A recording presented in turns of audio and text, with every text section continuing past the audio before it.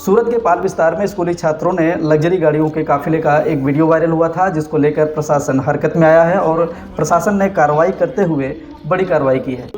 सूरत के डीसीपी राकेश बारोट ने बताया कि पाल पुलिस ने 12 लग्जरी कारों को हिरासत में लिया है, जिसमें 9 कार सूरत में नहीं मिली है, इसलिए कार मालिक के मालिकों से संपर्क नहीं हो पाया है। आने वाले समय में बाकी बची कारों को हिरासत में लिया जाएगा।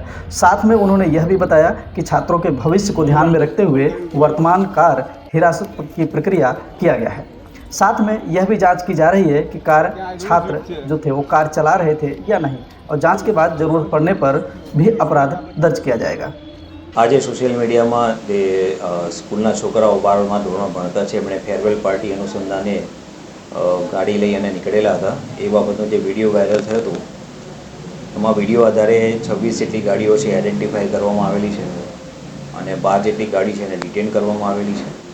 9 जेटला व्हीकल है शहरनी बहार है और बाकीना जो 5 व्हीकल है ये लोगों संपर्क थयो छे तो ये रात सुधी में कदाच अवेलेबल थी जशे।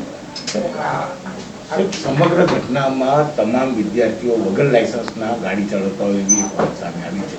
हाल में ये वाहन कौन चलावता था, ड्राइवर चलावता था कि स्टूडंट चलावता था, ये विडियो में जो देखाय छे एना आधारे वेरीफाई करीशुं અને એમાં જો લાયસન્સ છે કે નહીં એ કાર્યવાહી ચેક કર્યા પછી એમાં આગળની કાર્યવાહી કરવામાં આવશે।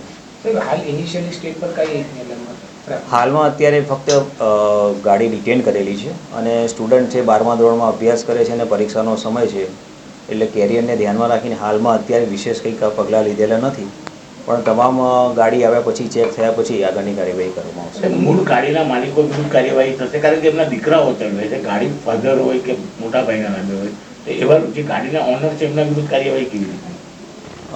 ગાડી લાયસન્સ વગરના ચલાવતા હશે તો એ મુજબ એમવી એક્ટ મુજબ જે કાર્યવાહી કરવાની થાય છે એ પગલાં લેવામાં આવશે।